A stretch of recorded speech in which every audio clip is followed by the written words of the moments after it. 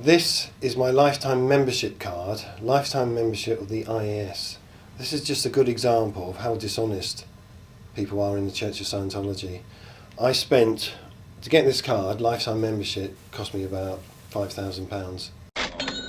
Collected all my receipts and stuff. Total amount 20,543, 17,608. Different payment. 14,553.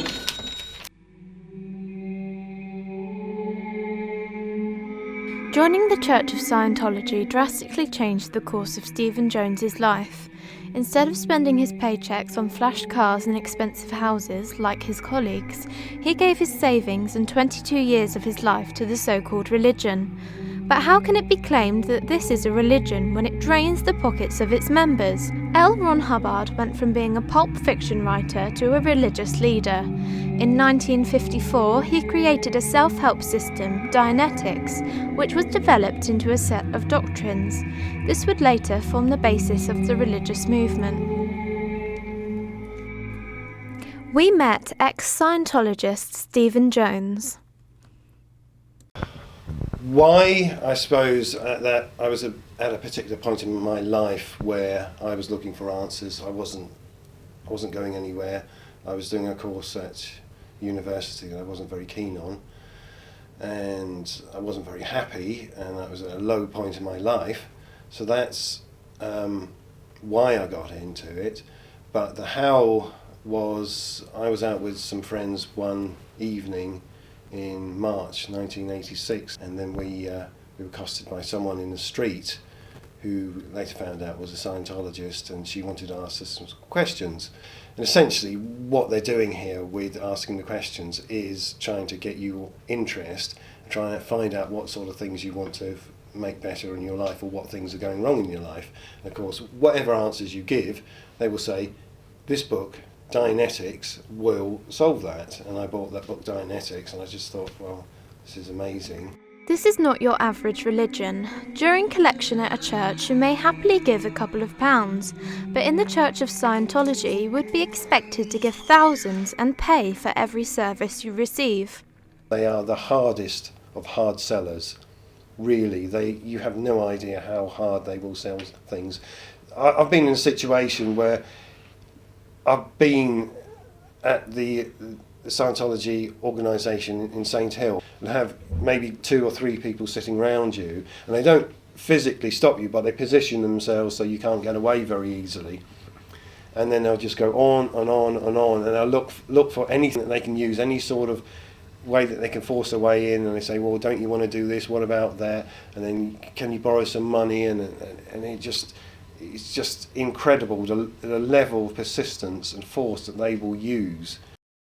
Despite the amount of money members spend, they are still not treated with respect. I remember one time, the guy who drove the minibuses, or one of the guys, he came back and he was a bit late, picking us up and taking us back to our berthing, which was about a mile away. But one of the managers who worked with me, he just flew into a rage and just stormed over. And this guy, he was quite a big guy, I mean, he was over 6 foot and hefty, and the other guy was probably only about 5.5 foot, very slim, very slightly built, and he just grabbed him and just shook him like, I mean, it was just like a dog with a rag doll, just shook him like that, screamed in his face, don't you ever be late again. However, celebrity Scientologists are treated much differently. The celebrities are treated differently in many respects because they want them for several reasons. I mean, the obvious one is to promote Scientology. But the other thing is the money. They are expected to contribute. So from that point of view, they are expected to give more, but then they're treated like royalty. I mean, Tom Cruise, I've heard, I didn't see it myself, but I've heard accounts from people who were there that Miscavige would go to any lengths to keep Tom Cruise happy. For example, he'd have his own chef on standby to prepare any meals for him. He'd have everything he wanted, he just needed to say this and they'd provide it for him. Members of Scientology are highly suspicious of those who are seen to be questioning the faith. Hello. Hi. Can I help you? Yeah, we're just doing a documentary about religious studies, and we just wanted to get some shots outside of the grounds, like just of a sign. We're not going to What, just the outside? Yeah. Is that right? I'm not actually sure.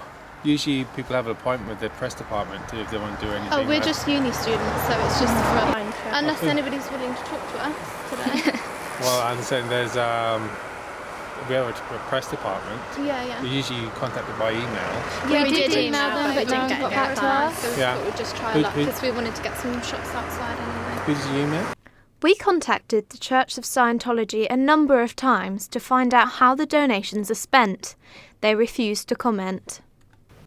Hubbard actually made quite clear in one of his policies, he wrote thousands of different policies on all aspects of Scientology. One of the things he said was, anyone who does anything bad to Scientology, something bad will happen to them. Members are expected to live in basic communal housing, eat their meals on site, and carry out their posts. In the Sea Org, you're cut off from everyone. You can only live in approved housing. The only people you see are Scientologists, virtually 24 hours a day. You work with them, you sleep with them, you spend all your time with them. What advice would you give to those looking for a way out? Just leave. You've got to get out. It's no good trying to sit on the fence and say, well, I'll be half in and half out. You're much better served just making that clean break. It hurts, but you will gain so much more by breaking that link and getting out. And you never know. I mean, if everyone who had disagreements left and told the reasons why, maybe that would bring about a change in the organisation. But at the moment, there are a lot of people that are still officially in that don't want to be in. They want to leave, but for various reasons they can't. I'd say to all those people, just say, I'm leaving and this is why I'm leaving. Thank you.